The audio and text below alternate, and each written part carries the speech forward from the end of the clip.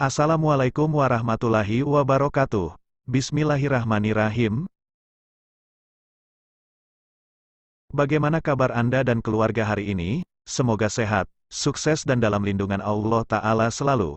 Amin. Sebelum lanjut jangan lupa tekan like, share dan subscribe. Dukung terus channel Istiqomah ini, untuk berbagi kebaikan info Islami, guna meningkatkan iman dan takwa kita kepada Allah Ta'ala serta untuk bekal alam kubur dan akhirat kita nanti.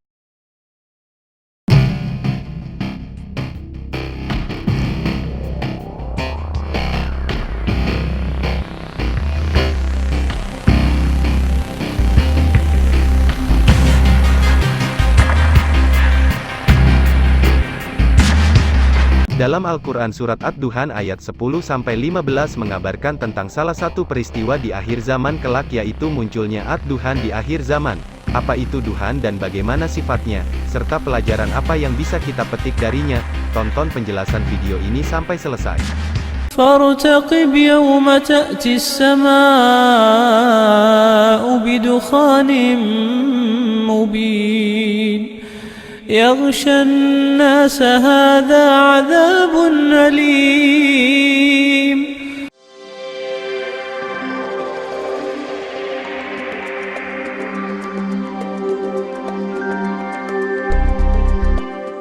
Al-Imam Al-Qurtubi dalam tafsirnya menjelaskan tentang makna Ad-Duhan dalam Al-Quran Surah Ad-Duhan ayat 10-11 tersebut adalah, makna Ad-Duhan ada 3 pendapat. Makna pertama Ad-Duhan. Ad-Duhan adalah salah satu tanda hari kiamat yang belum terjadi. Di antara yang berpendapat demikian adalah Ali, Ibnu Abbas, Ibnu Amr, Abu Hurairah, Zaid bin Ali, Al-Hasan dan Ibnu Abi Mulaikah. Makna kedua Ad-Duhan. Ad-Duhan adalah hayalan yang menimpa kaum Quraisy ketika mereka mengalami kelaparan ekstrim atas doa Nabi Shallallahu Alaihi Wasallam, sehingga orang-orang ketika itu seperti melihat duhan, asap di antara langit dan bumi. Ini adalah pendapat Ibnu Mas'ud. Makna ketiga, Ad-Duhan. Ad-Duhan adalah debu yang mengepul di hari Fatu Makkah, sehingga menutupi langit. Ini adalah pendapat Abdurrahman Al-Araj.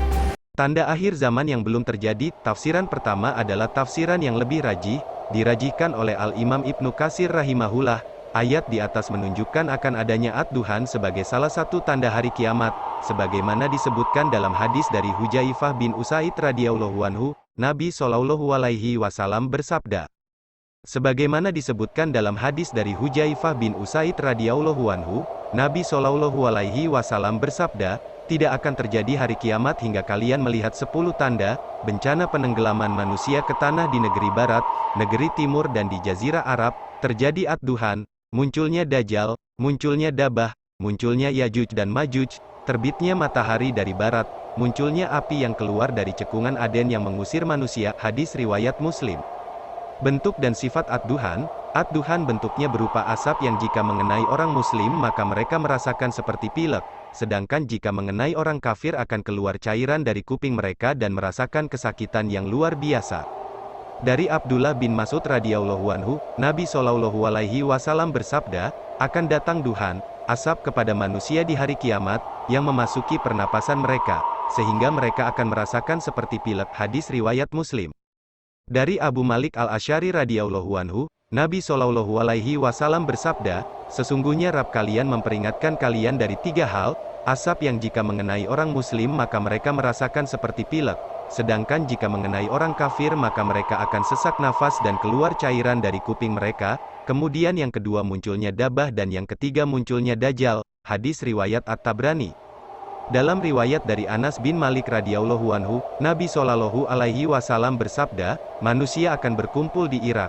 Adapun orang mukmin, mereka akan merasakan seperti pilek, sedangkan orang kafir mereka akan tertutupi kematian. Hadis riwayat Ibnu Wazir dalam Al-Awashim wal Kawashim, disahihkan Al-Albani dalam Sahih At-Targhib.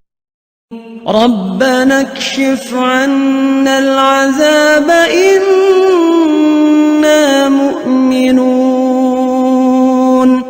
Al-Qurtubi rahimahullah menjelaskan, sebagian ulama mengatakan, maksud ayat ini, kaum Quraisy datang kepada Nabi Shallallahu Alaihi Wasallam kemudian mengatakan, jika Allah lenyapkan azab ini, kami akan masuk Islam.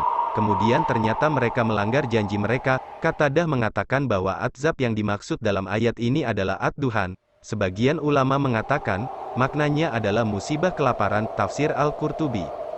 Jangan berlambat-lambat untuk bertaubat sebelum ajal datang menjemput. Hendaknya kita tidak berlambat-lambat dalam menerima kebenaran dan melakukan ketaatan. Jangan sampai kita baru tersadar untuk menerimanya ketika di masa sulit atau bahkan ketika hampir terlambat.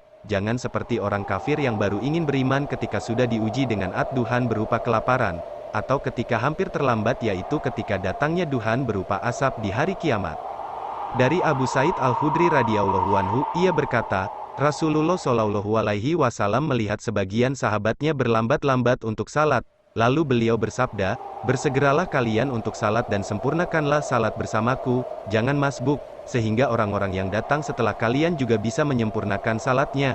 Orang yang senantiasa berlambat-lambat untuk salat sungguh Allah akan akhirkan ia masuk surga. Hadis riwayat Muslim.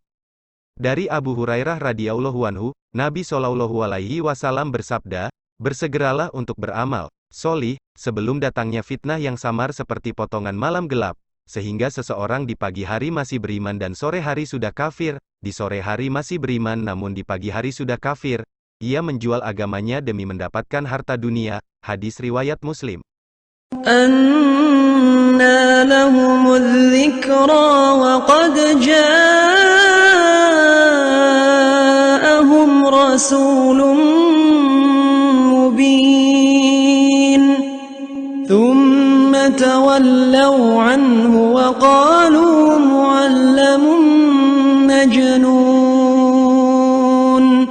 Syekh As-Sa'di rahimahullah menjelaskan, Quran Surah Ad-Duhan ayat 13-14, ini adalah dikatakan di hari kiamat kepada orang-orang kafir ketika mereka meminta untuk kembali ke dunia, maka dikatakan kepada mereka telah pergi waktu untuk kembali. Tafsir As-Sa'di.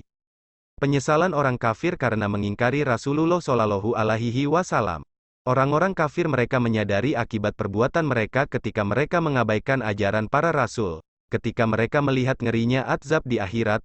Lalu mereka menyesali perbuatan mereka yaitu telah menolak ajaran para rasul, sehingga mereka pun berharap bisa kembali ke dunia untuk memperbaiki keadaan. Walau tara idhil mujrimuna nakisu ru'usihim 'inda rabbihim rabbana absarna wa sami'na farji'na na'mal salihan inna muqim.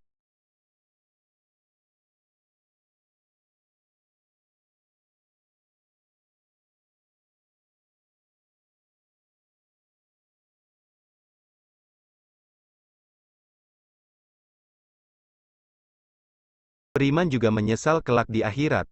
Ketahuilah, di akhirat, orang-orang beriman juga menyesal, namun yang mereka merasa menyesal karena tidak bisa menambah amalan solih, beda dengan penyesalan orang-orang kafir yang telah kekal di dalam neraka.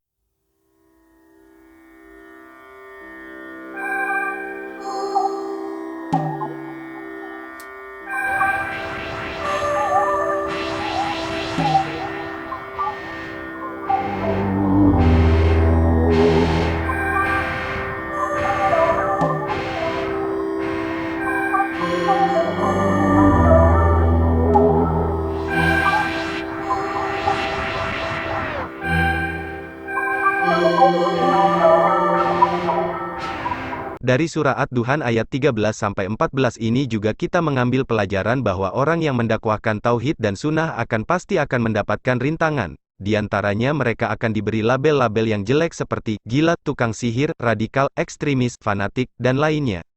كذلك ما أتى الذين من قبلهم من رسول إلا قالوا ساحر أو مجنون. Namun celaan-celaan ini tidak akan merendahkan mereka di sisi Allah, justru memuliakan mereka. Rasulullah Shallallahu alaihi wasallam bersabda, akan terus ada segolongan dari umatku yang senantiasa menampakkan kebenaran, tidak akan membahayakan mereka orang yang menyelisihi mereka, hingga datang perkara Allah, hari kiamat. Hadis riwayat Abu Daud. Inna kashiful azabi qalila, innakum aidun.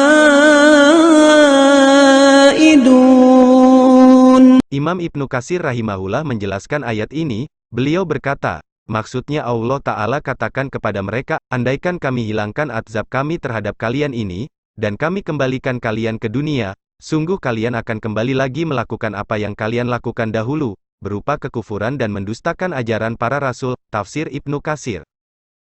بل بدا لهم ما كانوا يخفون من قبل ولو ردوا لعادوا لما نهوا عنه وإنهم لكاذبون.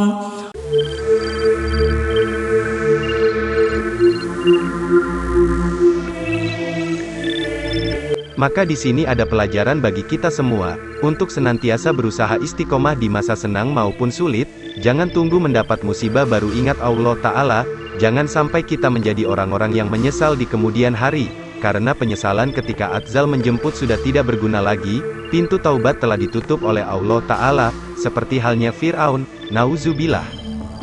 واصبر نفسك مع الذين يدعون ربهم بالغداة والعشي يريدون وجهه ولا تعد عيناك عنهم تريد زينة الحياة الدنيا ولا تطع من أغفلنا قلبه عن ذكرنا واتبع هواه وكان أمره فرطا.